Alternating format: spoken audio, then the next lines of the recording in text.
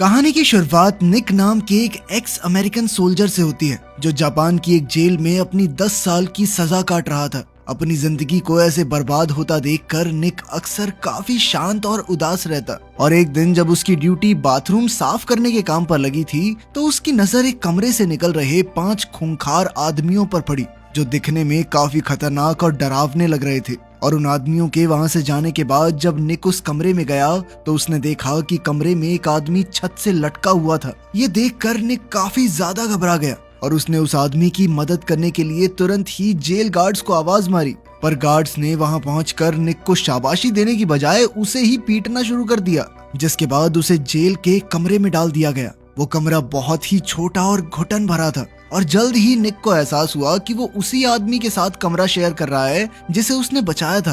असल में उस आदमी का नाम क्योशी था जो शिरामित्सु गैंग का एक मेंबर था। साथ ही क्योशी ने बताया कि उसके पास जेल से भागने का प्लान है जिसमें उसे निक की मदद चाहिए थी और अगर निक इसमें उसकी मदद करेगा तो इसके बदले में निक को शिरामित्सु गैंग का सपोर्ट मिलने वाला था। असल में क्योशी के मुताबिक सबसे पहले उन्हें एक तेज धार औजार की जरूरत थी जिसे ढूंढने की जिम्मेदारी निक पर रहेगी। इसके बाद उसे इस तेज धार हथियार से क्योशी पर हमला करना होगा, जिसके बाद जेल गार्ड्स उसे हॉस्पिटल ले जाएं, जहां उसके गैंग के आदमी पहले से उनका इंतजार कर रहे होंगे। कुछ देर तक सोचने के बाद निक आखिरकार इस काम के लिए तैयार हो गया और उसे ये करने का मौका तब मिला जब सभी कैदियों को बाहर काम के लिए ले जाया गया। सही मौका मिलते ही निक ने एक पत्थर अपनी जेब में डाल लिया। अपने कमरे में आने के बाद उसने उस पत्थर की धार को तेज करना शुरू कर दिया, जिसके बाद क्योशी अपने अगले कदम के लिए पूरी तरह तैयार था।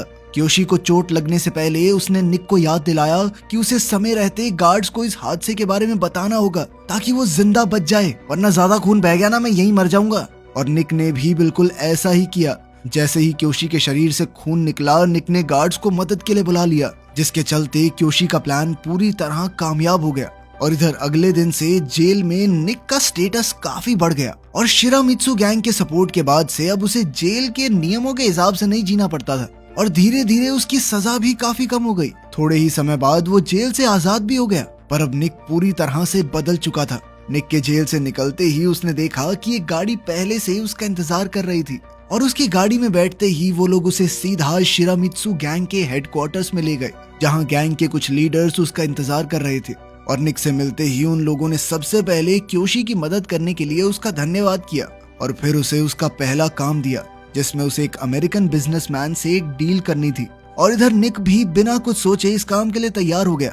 उसी शाम गैंग के मेंबर्स ने निक को खर्चे के लिए कुछ पैसे दिए, जिसके बाद निक आराम करने की बजाय शहर में घूमने चला गया। और कुछ देर तक घूमने के बाद वो एक बार में पहुंचा, जहां उसकी नजर एक जापानी औरत पर पड़ी। निक को उस औरत की पर्सनैलिटी काफी पसंद आई और वो उसे एक अच्छी टिप देकर सोने चला गया। अगली सुबह क्योशी निक को डील के लिए एक मेटल फैक्ट्री में लेकर गया, जहां उसकी मुलाकात एंथनी नाम के एक अमेरिकन बिजनेसमैन से हुई। पर निक को वहां देखकर एंथनी कुछ खास खुश नहीं था और उसने निक को बुरा भला सुनाना शुरू कर दिया। साथ ही उसने बताया कि वो शिरामित्सु गैंग की कोई शर्त नहीं मानेगा, क्योंकि उसकी बात उनके विरोधी सीसु गैंग से भी चल रही है। अगर तुम मुझे बढ़िया डील नहीं दोगे तो वो तो दे ही देंगे। एंथनी बहुत ज्यादा बदतमीजी से बात कर रहा था और निक अच्छे से जानता था कि अब बातचीत का कोई फायदा नहीं है, इसलिए उसने एक टाइपराइटर उठाकर एंथनी को पीटना शुरू कर दिया। और अपने इस बर्ताव से निक ने अपने इरादे साफ कर दिए थे, जिसके बाद एंथनी शिरामित्सु की शर्तें मानने को भी तैयार हो गया। काम खत्म करने के बाद क्योशी और उसके साथ ही निक की पहली जीत का जश्न मनाने के लिए उसे एक बार में ले गए, जहां सभी लोग मजे कर ही रहे थे कि तभी अचानक सीसु गैंग के कुछ लोग वहां आ गए, जिसके बाद उस कमरे का माहौल काफी गंभीर हो गया। अचानक सीसु गैंग के हेड ने निक को ताने मारना शुरू कर दिया, पर निक सुनकर चुप बैठने वालों में से नहीं था और उसने तुरंत एक बोतल उठाकर सीसु गैंग के लीडर के सर पर फोड़ दी, जिसके तुरंत बाद दोनों तरफ से एक दूसरे पर बंदूकें तान दी गई। पर उस वक्त सीसु गैंग के पास कम आदमी मौजूद थे, जिसके चलते वो निक और उसके साथियों को सिर्फ धमकियां देकर वहां से चले गए।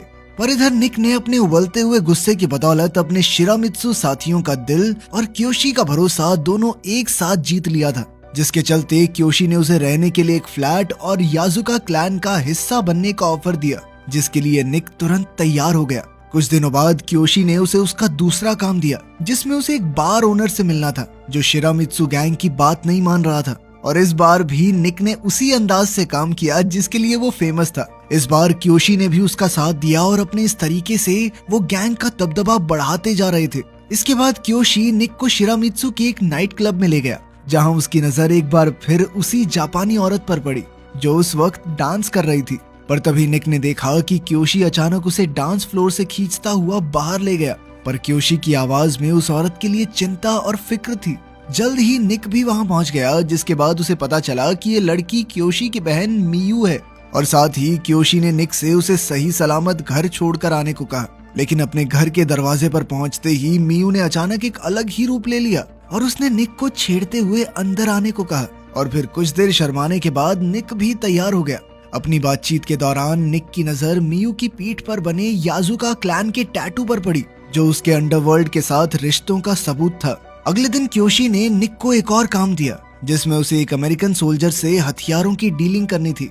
लेकिन इस डील की खबर शिरामित्सु के किसी मेंबर को नहीं होनी चाहिए, जिसका मतलब था कि निक को ये सारा काम अकेले करना होगा। अगले दिन जब निक इसी डील को करने के लिए डॉक्स पर पहुंचा तो उसे वहां एक अनजान लाश दिखाई दी। और इससे पहले कि निक कुछ समझ पाता, अचानक सीसू गैंग के कुछ मेंबर्स वहां पहुंच गए। असल में वो लोग डील खराब करके सारा पैसा लूटने के लिए आए थे। पर निक ने खतरे को पहले ही भांपते हुए $2 मिलियन को गाड़ी की सीट में छुपा दिया, जिसके चलते चू गैंग के सदस्यों को खाली हाथ ही वहां से जाना पड़ा। पर जाने से पहले उन्हीं में से 2 आदमियों ने निक के ऊपर बंदूक तान दी। पहले तो निक उनकी बात मानता रहा, लेकिन जब उसे अपनी जान पर खतरा महसूस हुआ तो उसने अचानक एक आदमी से उसकी बंदूक छीनकर चू गैंग के 2 सदस्यों पर गोली चला दी। और ये देखकर बाकी आदमी भी पीछे हट गए। पर वो सभी ये बात अच्छे से जानते थे कि निक की इस हरकत का नतीजा बहुत भारी होने वाला था। और हुआ भी कुछ ऐसा ही। इस घटना की खबर जल्द ही शिरामित्सु गैंग के लीडर्स तक पहुंच गई, जिसके लिए उन्होंने तुरंत ही एक मीटिंग बुलाई, जिसमें निक और क्योशी भी मौजूद थे। लीडर को शक था कि शायद उन्हीं के किसी आदमी ने डील की खबर लीक की है, जिस पर क्योशी ने लीडर से कहा कि आप चिंता मत कीजिए, पैसे बिल्कुल सही हैं। पर लीडर इसके बावजूद भी निक से कुछ खास खुश नहीं था, क्योंकि उसके मुताबिक निक की इस हरकत से एक बहुत बड़ी गैंग वॉर शुरू हो सकती है। और इसी गैंग वॉर को रोकने के लिए लीडर ने ट्रेडिशनल तरीका इस्तेमाल करने का फैसला किया, जिसमें माफी के तौर पर शिरामित्सु गैंग की तरफ से 2 कटी हुई उंगलियां सीसू गैंग को दी जाएंगी, ताकि गैंग वॉर को रोका जा सके। ये सुनकर क्योशी को काफी बुरा लग रहा था, क्योंकि उसी ने निक को इस काम में खींचा था और इसलिए उसने निक के साथ इस सजा का भागीदार बनने का फैसला किया। जिसके बाद निक और क्योशी ने अपनी एक उंगली काट कर लीडर के सामने रख दी। कुछ देर बाद गाड़ी में निक और शिरामित्सु के लीडर के बीच एक आम बातचीत हुई, जिसमें लीडर ने गैंग के अंदर एक गद्दार होने की आशंका जताई, जो जरूर उनकी जानकारी बाहर दे रहा था। थोड़ी देर बाद उनकी गाड़ी जंगल के बीच रुकी, जहां पर निक की इंक्लूजन सेरेमनी थी, जिसमें निक को शिरामित्सु गैंग और उनके परिवार का एक भरोसेमंद सदस्य घोषित किया जाना था। परंपराओं के साथ इस समारोह को खत्म करने के बाद सभी लोग जश्न मनाने में मशरूफ हो गए। और इसी जश्न के दौरान निक क्योशी के पास आया। उसने उसे अपने और मियू के रिश्ते के बारे में बता दिया। इधर क्योशी ये बात सुनकर पहले तो खुश नहीं था, क्योंकि मियू उसकी बहन थी। पर वो ये बात भी अच्छे से जानता था कि निक एक जिम्मेदार और भरोसेमंद आदमी है, और इसलिए थोड़ी देर बाद क्योशी ने उनके इस रिश्ते को अपना लिया और उसके साथ ही निक से कहा कि अब वो दोनों सिर्फ दोस्त नहीं बल्कि भाई बन चुके हैं। अब निक पूरी तरह से शिरामित्सु गैंग का हिस्सा बन चुका था और अब उसने अपनी वफादारी साबित करने के लिए याजुका क्लैन का टैटू बनवाने का फैसला किया। इस टैटू का डिजाइन गैंग को लेकर एक आदमी की वफादारी की कहानियां सुनाता था। इस सब के दौरान मियू उसके साथ थी और वो काफी ज्यादा खुश भी थी, क्योंकि निक अब पूरी तरह से उसकी जिंदगी का हिस्सा बन गया था। अगले कुछ दिनों में निक तेजी से आगे बढ़ता गया और अब धीरे धीरे गैंग में भी उसका रुतबा बढ़ता जा रहा था। लेकिन अब भी उसकी पिछली जिंदगी ने उसका पूरी तरह से पीछा नहीं छोड़ा। एक दिन जब वो मियू के साथ ट्रेन में सफर कर रहा था, तभी उसकी नजर एक जाने पहचाने चेहरे पर पड़ी। असल में ये सीसू गैंग का वही आदमी था जिसने उसे मारने की कोशिश की थी। और ये देखते ही निक पूरी तरह से चौकन्ना हो गया। उसके दिमाग में पहली चीज आई कि उसे किसी भी तरह से मियू को खतरे से बाहर करना है। उधर सीसू गैंग के कुछ लोग शिरामित्सु गैंग के लीडर से मिलने के लिए उनके हेडक्वार्टर्स में पहुंच गए। असल में वो लोग शिरामित्सु के साथ एक डील करना चाहते थे, पर उन्होंने किसी सीनियर मेंबर को भेजने की बजाय एक जवान लड़के को डील के लिए भेज दिया। और ये बात लीडर को कुछ खास पसंद नहीं आई। पर इसके बावजूद भी ओरोची नाम के एक सदस्य ने लीडर को ये डील एक्सेप्ट करने को कहा। लेकिन इस हरकत से लीडर को और ज्यादा गुस्सा आ गया और उसने तुरंत ही डील को कैंसिल कर दिया।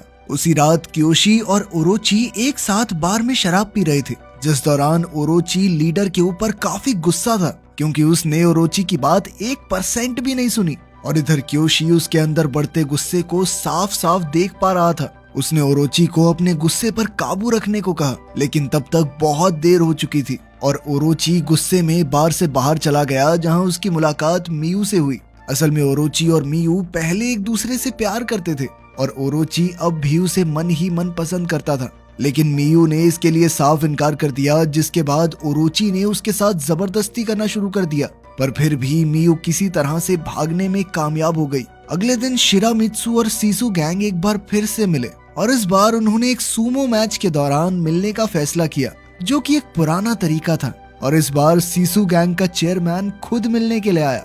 असल में ये कोई बिजनेस डील नहीं थी, बल्कि सीसू गैंग तो चाहती थी कि शिरामित्सु गैंग के लीडर को रिटायर करके शिरामित्सु को सीसू गैंग का ही एक हिस्सा बना दिया जाए। और सीसू गैंग के इस ऑफर को सुनते ही पूरे कमरे का माहौल गर्म हो गया, लेकिन शिरामित्सु के लीडर ने इस ऑफर के लिए तुरंत ही मना कर दिया, क्योंकि ऐसा करने से शिरामित्सु गैंग का नाम मिट्टी में मिल जाएगा। और तभी निक ने बीच में सीसू गैंग के चेयरमैन को ये याद दिलाया कि शिरामित्सु गैंग के अंदर खतरनाक भेड़िए रहते हैं, ना कि कमजोर कुत्ते। उसी शाम वापस घर जाते वक्त निक की मुलाकात अपने एक बहुत पुराने जानकार पॉली से हुई, जो अमेरिकन फौज में उसका साथी था और फिलहाल छुट्टियों पर यहाँ घूमने आया था। पहले तो पॉली निक को देखकर काफी खुश हुआ, पर जल्द ही उसने खुलासा किया कि वो जानता है कि निक ने मरने का नाटक किया था ताकि वो कोर्ट मार्शल से बच सके। और साथ ही उसने ये बात रिपोर्ट करने की धमकी भी दी। खतरे का एहसास होते ही निक ने तुरंत ही अपना रूप बदल लिया और उसने पॉली को अपने घर आने को कहा,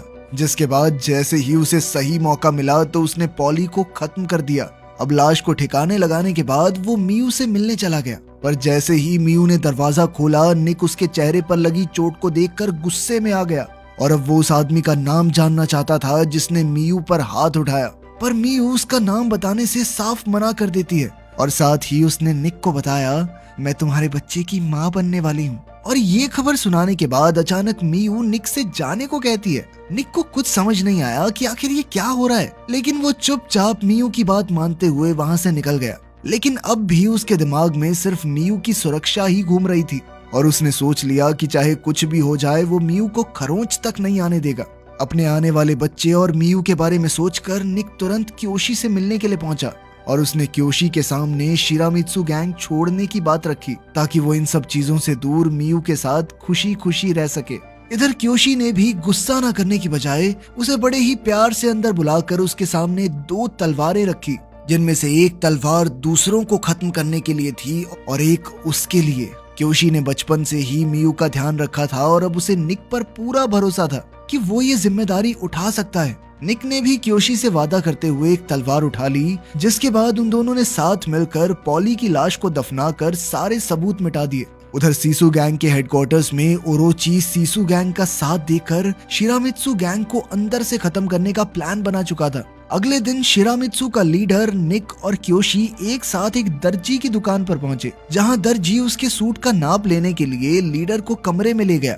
पर कुछ ही देर बाद निक को कुछ गड़बड़ महसूस हुई और वो लीडर को देखने के लिए उस कमरे में गया, जहां उसने देखा कि एक आदमी लीडर को मारने की कोशिश कर रहा था। निक ने तुरंत ही बीच में आकर लीडर को बचाने की कोशिश की और साथ ही क्योशी ने पीछे से आकर उस आदमी को गोली भी मार दी। जिसके बाद वो तीनों वहां से निकलने ही वाले थे कि तभी सीसू गैंग के आदमियों ने उन पर हमला बोल दिया, जिनका सामना निक और क्योशी ने पूरी बहादुरी से किया। पर इस हमले में एक गोली क्योशी को लग गई और ये देखकर निक और लीडर पूरी तरह से टूट चुके थे। इस हमले के तुरंत बाद लीडर ने एक अर्जेंट मीटिंग बुलाई, जहां उसने खुलासा किया कि उनके बीच में एक गद्दार मौजूद है जो उनकी सारी खबर सीसू गैंग को दे रहा है और सीसू गैंग के इस हमले से अब गैंग वॉर की शुरुआत हो चुकी है और अब शिरामित्सु गैंग क्योशी की हत्या का बदला जरूर लेगी। उधर जब निक ने क्योशी की मौत की खबर मियू को बताई तो वो फूट फूट कर रोने लग गई और मियू की रोने की आवाज ने निक को अंदर से और ज्यादा गुस्से से भर दिया। अगले दिन से ही निक और उसके साथियों ने एक एक करके सीसू गैंग के टॉप लीडर्स को मारना शुरू कर दिया, जिसके चलते शिरामित्सु गैंग इस लड़ाई में जीतने वाली थी। पर तभी एक दिन सीसू गैंग ने एक बच्चे के जरिए शिरामित्सु के लीडर के पास एक मैसेज भेजा, जिसमें सीसू गैंग ने एक ही बारी में इस लड़ाई को खत्म करने का प्रस्ताव रखा। सामने दिख रहे खतरे के बावजूद भी शिरामित्सु का लीडर इसके लिए मान गया, जिसके बाद निक और बाकी साथियों के साथ वो एक खाली डॉक पर पहुंचा जहां सीसू गैंग पहले से ही उनका इंतजार कर रही थी। लेकिन सीसू गैंग के बीच में ओरोची को देखकर सभी लोग हैरान थे और वो समझ गए कि ओरोची ही वो गद्दार है जो उनकी सारी खबर सीसू गैंग को दे रहा था। पर उसके इस धोखे के बावजूद भी शिरामित्सु के लीडर ने उसे एक और मौका देते हुए गले लगा लिया ताकि वो अपनी गलती सुधार सके।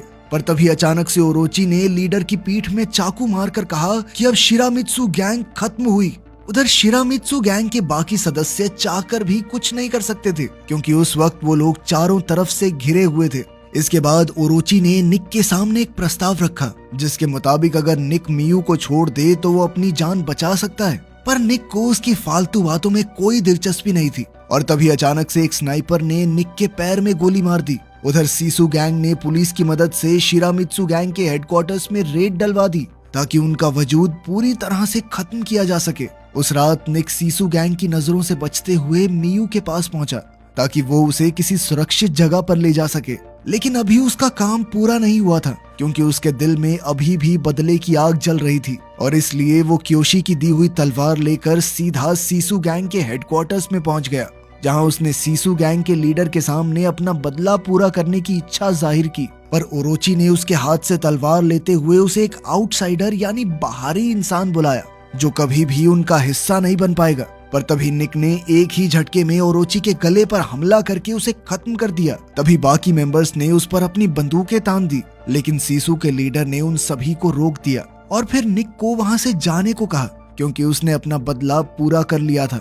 वहां से निकलकर निक अपने घर पहुंचा जहां उसने मियू को शिरामित्सु की देखरेख में छुपाया हुआ था और जैसे ही मियू को पता चला कि निक ने उसके भाई की मौत का बदला ले लिया था तो वो निक को गले लगाकर रोने लग गई और उस दिन के बाद से निक का रुतबा शिरामित्सु गैंग में और बढ़ गया और अब सभी लोग उसे अपने नए लीडर के रूप में देखने लगे। वीडियो पसंद आई तो लाइक कर देना, चैनल को सब्सक्राइब कर लेना। मिलते हैं अगली वीडियो में।